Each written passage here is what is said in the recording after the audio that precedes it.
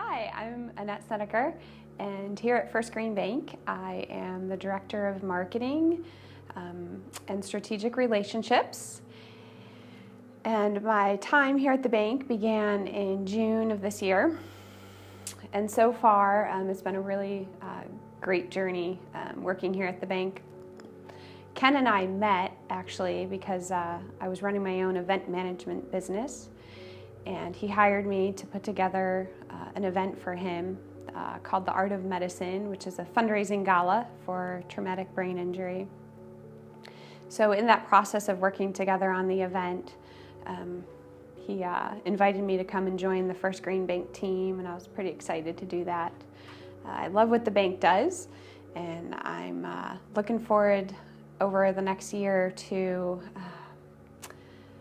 helping the bank develop a deeper relationship with some of the clients that we have, to build out some of those regenerative practices for small business owners and even larger clients who come in and have loans through the bank or hold accounts here.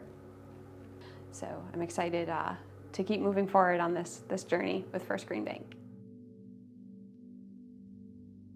My question is, within the structure of the bank or any financial institution, what might the institution have to develop and create in order for these practices to be lived out?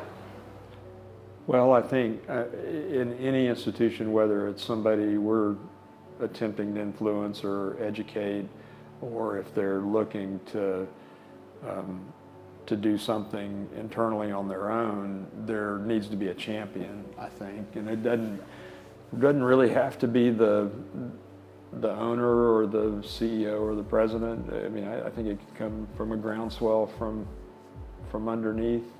But I really believe there needs to be a champion, at least at the genesis. Sure.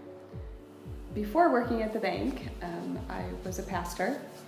And one of the things that the church has come to realize is that we need to reinvigorate congregations all over the world in order to make them more inviting towards people in a new age and a new generation. And so a lot of traditional ways of running churches, or a lot of the traditional ministries that they've had, have been examined. And then leaders are learning new ways to lead a church, and they're doing things differently. Do you think that any of that is going on in financial institutions in our country or in our world, where they're looking at the way that they run their business and going, you know what, people want to see a financial institution doing something really good, and so we might need to take a step back and examine how we run our business to create a new way of doing business? Do you see that going on? Well, I certainly hope so, and I guess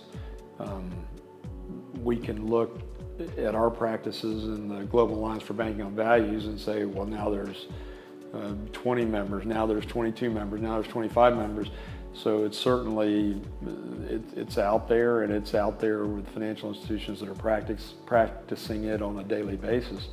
But I think we need to reach a critical mass a lot faster than we are, and maybe it's the millennial generation, and maybe it's your generation that finally stamps their foot and says enough's enough.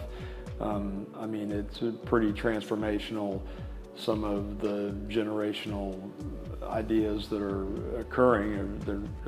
Millennials aren't buying houses, they don't care about owning a car. There's just sea change shifts, and what's valuable to them. Having a planet is certainly one of those things that's valuable. So I'm hoping that if nothing else, it's a forced issue. People won't bank with a bank that doesn't care. They won't buy food at a grocer who doesn't care.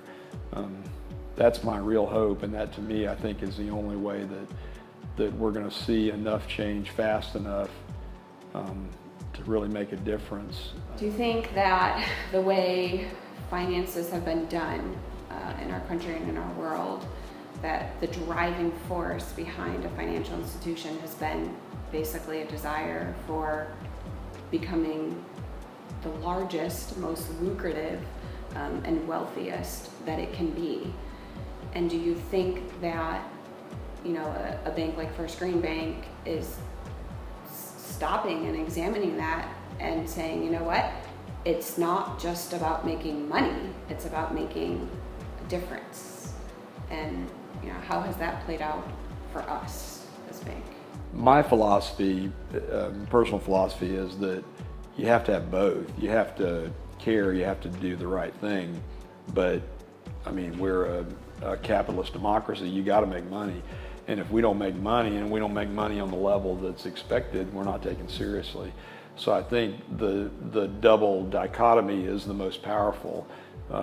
If we just said no, we're not gonna worry about profit. There is no profit motive. That can be done, but then it's a credit union.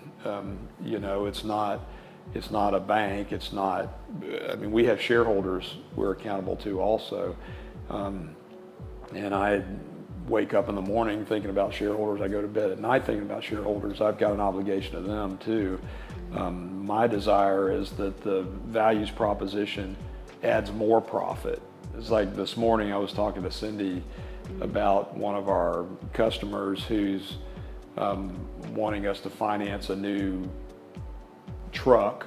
That's, you know, the text message I got, will you help me finance this truck?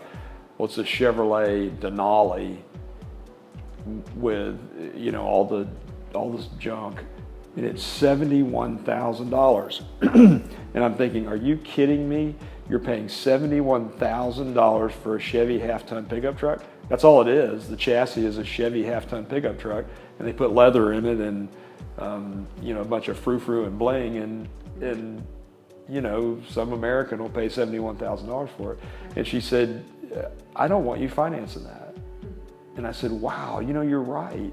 We don't have to finance that. We don't do that many car loans anyway. Why are we financing anything that doesn't meet our values proposition? So I'm going to propose that to senior management next week, that we won't finance any vehicle that gets under 30 miles a gallon combined EPA mileage. We can do that. Yeah. For sure. We should be doing everything we can be doing. Where do we go from here changes.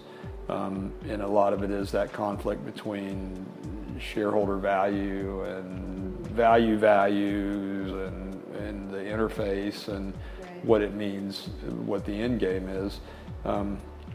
We met as a board a few weeks ago and had our annual strategic planning session, and